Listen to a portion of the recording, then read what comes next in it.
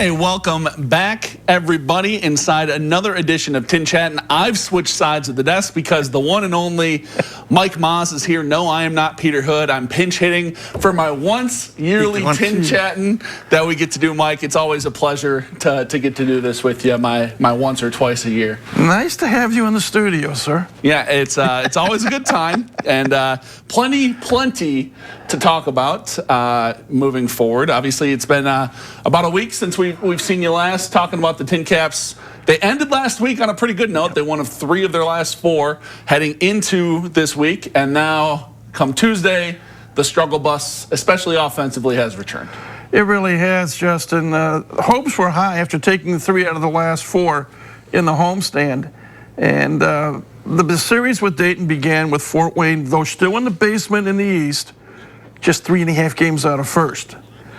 But a couple of tough one-run losses. Last night they were shut out 2-0, only got 3 base hits. And all of a sudden, those 3 losses will push them 6.5 back.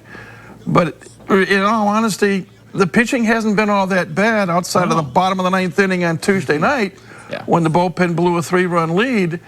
But it's the bats that have gone into the witness protection program, and they're still missing as we speak right now. The offense struggled, but one guy who has been Johnny Holmes, obviously not in the lineup last night, 2 for 9, I believe, here in the series so far. But in the month of June, the guy has been absolutely hot, Mike. He's hitting .354. He's got 2 homers, and he's got 11 RBIs, and both of those homers, I believe, came in last week's homestand. Take it one step further, Justin. How many catchers primarily? Now, Johnny has played a multitude of positions, first, third, played short, right field, as well as catch. But how many times do you see a catcher in the leadoff spot? Yeah. Not very often, but he's got this, I don't know, maybe it's something to do with coming from Anchorage, Alaska and the survival mode. Yeah. He needs to survive. He's in attack mode at the plate. It also doesn't hurt by being a catcher, having an idea of where the strike zone is going to be in terms of being behind the plate and in front of the home plate umpire, and just the position itself, having a nice idea of where the pitcher is going to throw him the ball and making the necessary adjustments. And he still swings hard. I mean, when he hits the ball, he can hit it on a line and hit it like a rope, just really solid.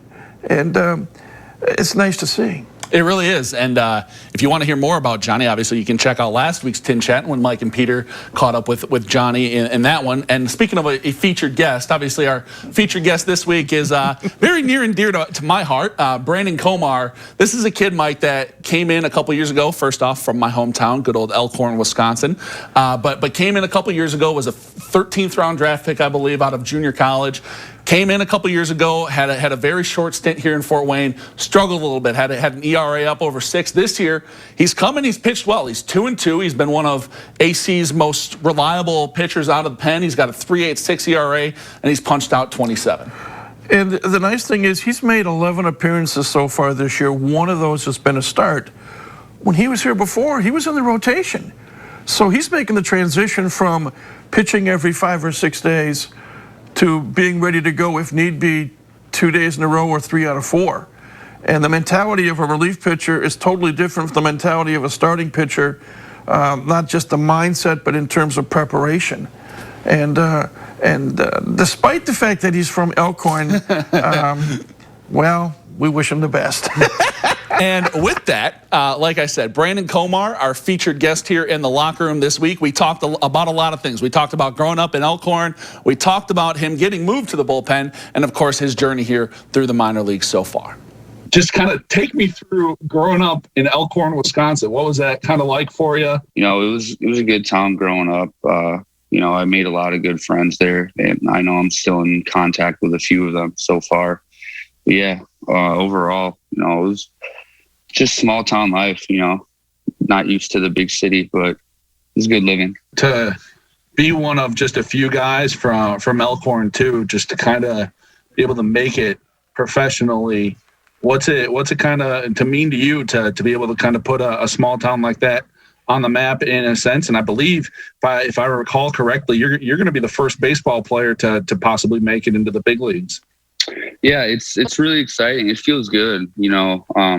I know, like, talking to a lot of people, like they got a lot of support for me, and they're pushing along with me. And like I got a lot of people keeping in touch, you know, like, hey, like, keep doing your thing, like you're doing well, stuff like that. But I mean, it feels good. I mean, it feels awesome, to be honest. You know, just not have heard a lot of other people like coming out, especially like sports wise, and like doing big things. So like it feels good to be doing that and like kind of putting Elkhorn out on the map. After high school, you decide to take the JUCO route. You head up to Madison College. Just kind of take me through that process, what it was like going JUCO and being one of those, you know, those grinders. Yeah. So I honestly, I think that it was like my best decision that I've made. You know, talking with like my coaches and stuff like that before going there, like talking with Anzalone and stuff, he said like, that sounds like a great idea. And same with my other coach, Sean Smith and Sticks. He was saying like, yeah, like if your best route for college is probably to go to Madison College. Obviously, you spent your 2 years there, and then to hear your name called when you did by the Padres, what was just kind of that moment like? It was awesome.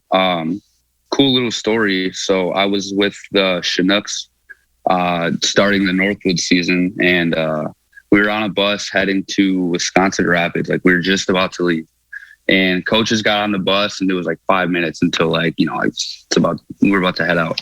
And I got my buddy up in the front, and he was watching the ticker, and he just like yelled, he's like, "Hey, you just got picked up."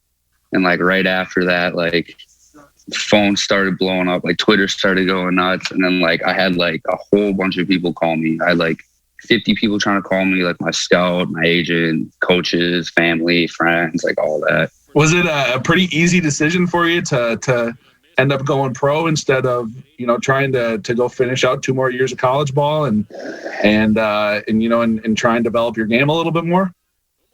Yeah, 100%. I mean, like, just like thinking about it, I mean, having like the talk with my coach and like my agent, they I mean, the round that I went in from as a JUCO player, like I probably wouldn't get that opportunity again, in my opinion. Well, what did you feel like you learned during that first summer of pro ball, ultimately, that you've been able to kind of take with you moving forward? My struggles in 2019 were, I thought, was just being too fine pitching, you know, staying too, like, just working the edges, like never try. The whole mindset was like, oh, can't miss middle, or they're gonna smash it.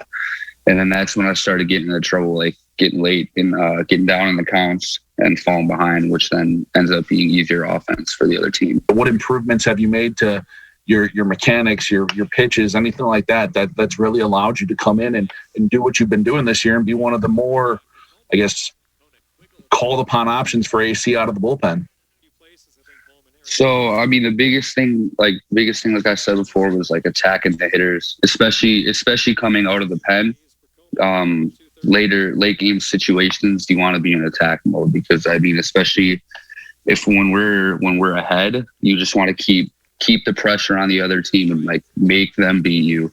Because usually by that point, like 7th inning, like team, you can kind of start to tell teams, like, especially when we're up, teams start to like, you know, sit back and just kind of relax, like, oh, this game's over, we'll come back tomorrow type of deal. But yeah, like that's one of the biggest things is attacking. And then I ended up getting rid of my 4-seam and just throwing all sinkers now.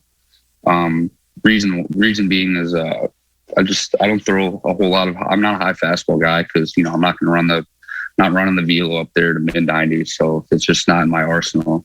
So the biggest thing is working down in the zone, especially with that sinker, and how my other pitches work with it, with the slider, curveball, changeup, keeping those pitches down and just pitching to contact really helps me succeed.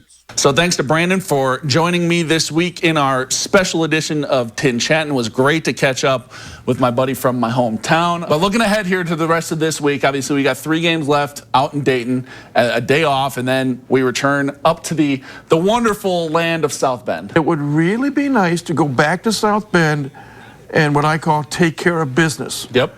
Winning 4 of the 6 or more. Yeah. Just to get the bad taste out of the mouth, and to get the confidence back in, because after they finished the series in South Bend, back home. Yep. And seating restrictions will be lifted. Yep. Get a chance to perhaps play in front of a full house starting June 29th. And it will be another 12-game and 13-day homestand. Yep, absolutely. Mike, thank you as always for swinging by. It's a pleasure, an honor, a privilege to join you for my once a year venture into TinChattin. I know you and Peter have a special bond with this, but I do enjoy getting to do this my couple times a year. It's been a joy for me to be able to chat with you and Peter and the many others that I've talked to in the past, but a chance for the viewers to find out a little bit more about what makes Fort Wayne TinCaps baseball tick. Yep, and hopefully that tick starts moving in a little bit more positive direction here moving forward. Again, he's Mike Moss. I am Justin Prince, not Peter Hood. Peter is back next week for TinChattin. Thank you for joining us. We'll have more next week in TinChattin.